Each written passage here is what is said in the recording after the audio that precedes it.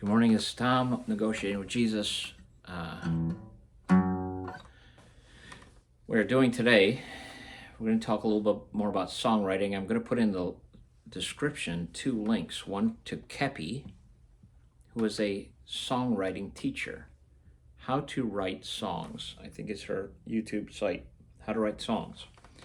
And then I just started a Rick Beato video on how to music theory for writing songs, and he's working on A Day in the Life from the Beatles. I heard the news today, oh boy.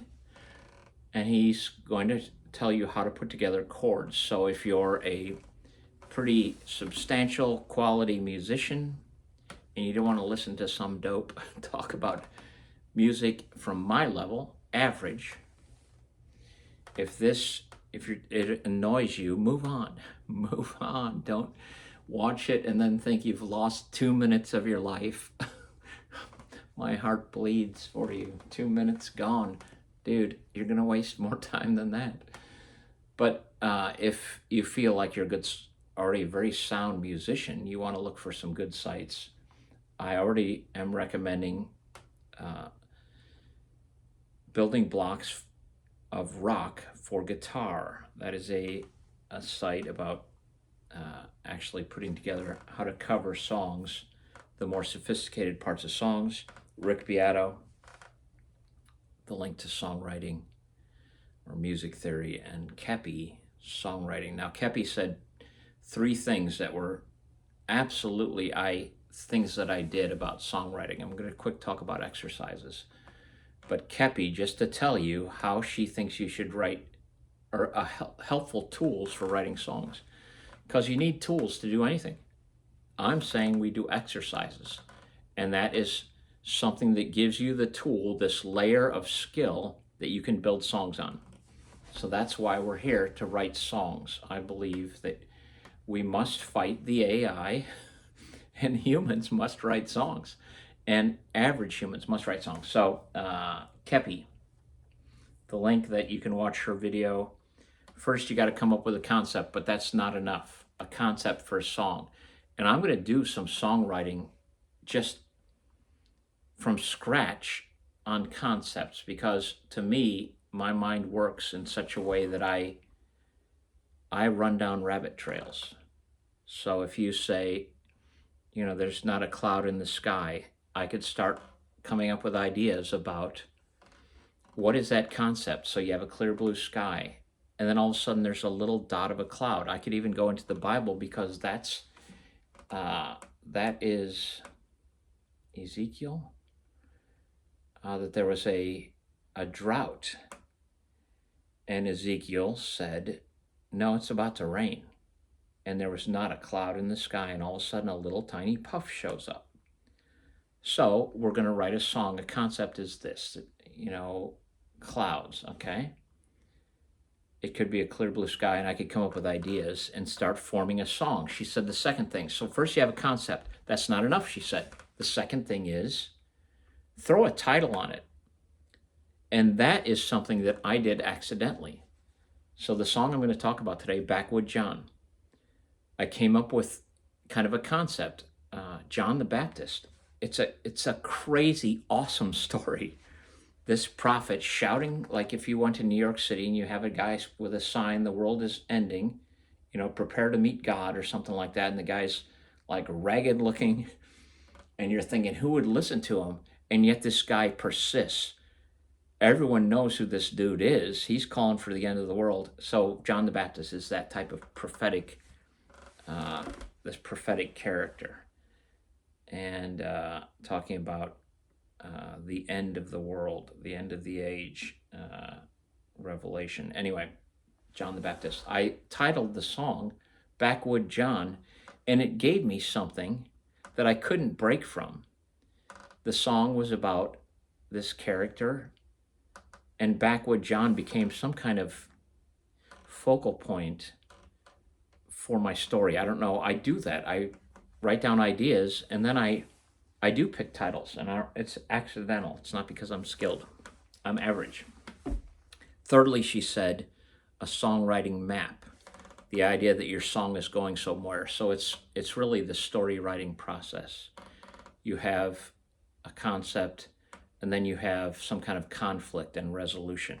So I'll look at that video again, but that's going to be something we'll talk about. But I wanted to get to today's practice. I practiced in the key of D. Now the key of D, I've always practiced doing my pentatonic scale, the caged system, C-A-G-E-D, C-A-G, shape E-D. Those are all C chords played with 5 different shapes. C-A-G-E-D. And then you have 5 locations that you have 5 different patterns.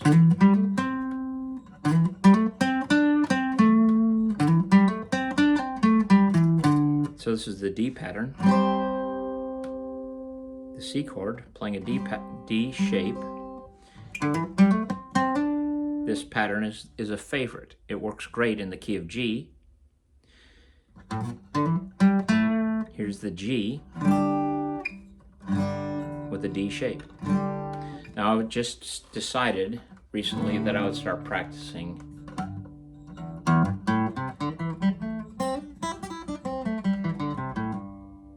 the pentatonic scale in other keys. So I did it in the G, the key of G. Key of C, that pattern is here. Key of G, the pattern is here. That's the G with an E shape, G shape. I decided to play in the key of D. D is a C chord moved up 2 frets.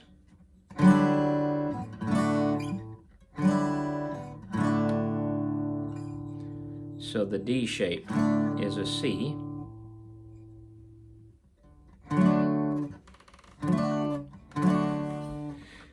So that means the C pattern I was using down 2 steps is now here.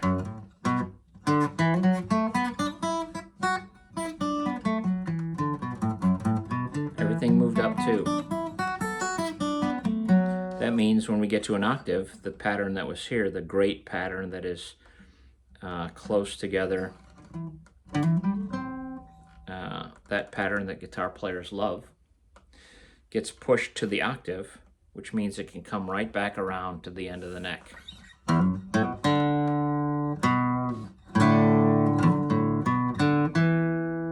Now, in that pattern, there's a note played here on the G string. I can't get to it. I can't get to it. It's one below the nut. So on the G string, I only play 1 note.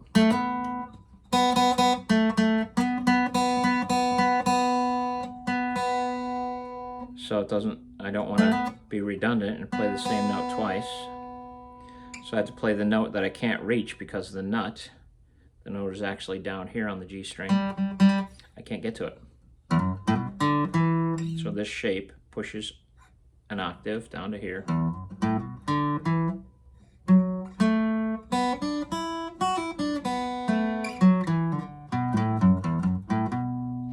So I did my exercises already.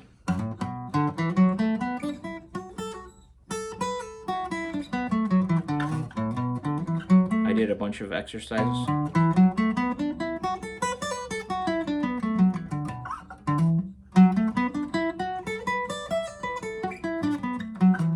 Okay, in the key of D.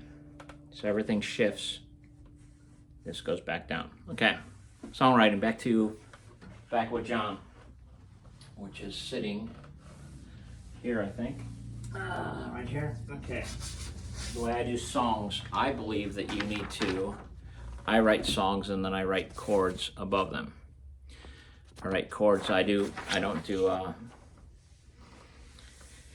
whatever that other method is. I do songs with chords and then I have to memorize stuff. That other transcription thing. And I certainly don't transcribe songs the way classically trained people do.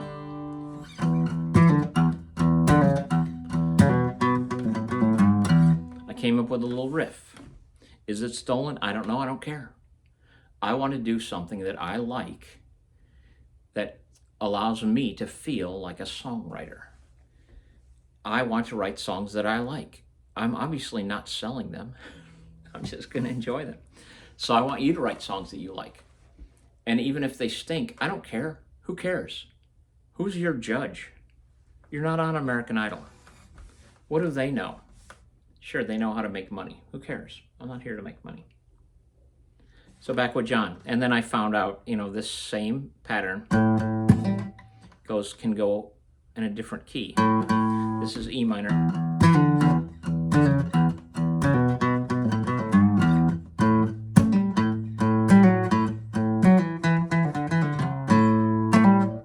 So I used that, and then I had a little change up for the turnaround.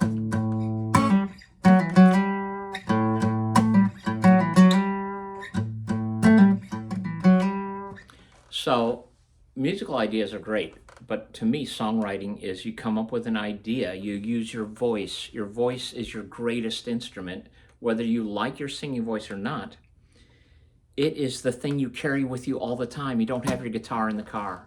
You're driving in the car, and you can sing along with 1,000 pop songs.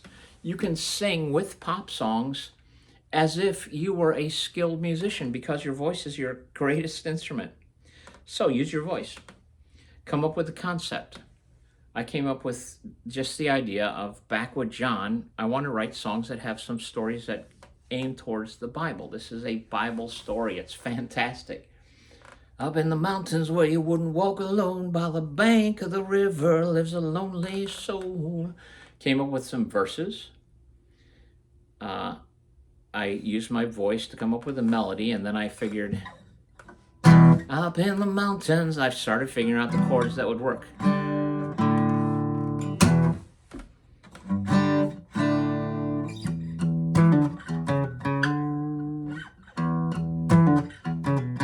I did a turnaround. He got a message. Don't you call him a liar, take a dip in the water. People catching fire.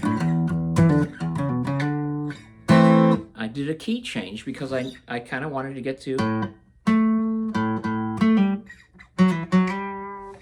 So key change. So many come in, what do they want to hear? They walk away different. Are they changed by faith or fear? Then I decided I would get to the chorus. So the chorus is where I started. I came up with a concept back with John. I know a man. I know a man. I know a man. Whoops. They call him back with John. He's living on bugs. And he's shouting out, it won't be long.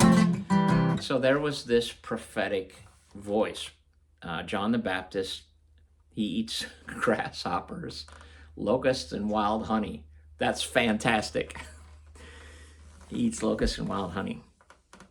So he don't hear a word unless it comes from the Lord. Those close rhymes, word and Lord, they aren't the same, but they're spelled the same. So that's fantastic. I enjoy it. The song is for me. The song isn't for you. And I believe as we continue the songwriting journey, we're going to continue to look at songs. I'm going to try and convince you that this is a YouTube channel where people will gather together in a community and probably leaning toward beginner to intermediate. And we're going to figure out how to write songs because it matters that your songs get into the world if only you hear them, because you are becoming the salt of the earth. You're putting in something from your heart, and the heart is the whole gospel story. What is your heart? God knows your heart. Start laying that out. It's dangerous. It puts you in great danger because your heart has no defense, and people will poke it. They will stab it. It will hurt. You must lay your heart out into the world. So this video, that's enough time, I guess. We're getting on 15 minutes. So keep doing your exercises. I did my exercises. I'm going to talk about writing the song Backwood John, go through the song. I'll eventually go through 8 songs, which is my half-hour concert that I do want to perform in front of people. And I want to be bold, and I want to like my songs enough that I don't cry when when I play a song and I get crickets. We have to get to the point where we can lay our heart out and be rejected. It's part of the pain and beauty of the world. Talk to you next time.